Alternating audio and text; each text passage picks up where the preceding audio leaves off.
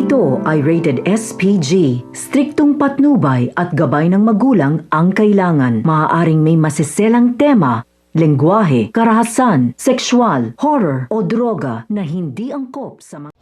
Hindi nga nagdalawang isip pa itong si Jenny nang malaman nga niya at mabalitaan nga niya kay Basha na makukulong na nga ang ina nga niyang si Minchi. Kahit pa nga ang kapalit ay mai-eliminate na nga siya sa camp. Dali-dali nga niyang pinuntahan itong si Minchi at nag-isip ng paraan kung paano nga makakalaya itong ang ina nga niya.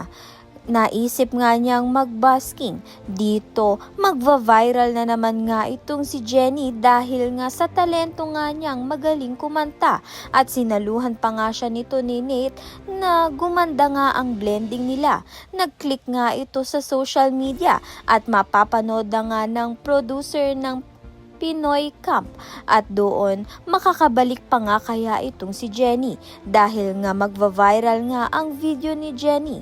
Kaya naman nga't yan at iba pa ang dapat nating pakaabangan. Maraming salamat sa iyong panonood.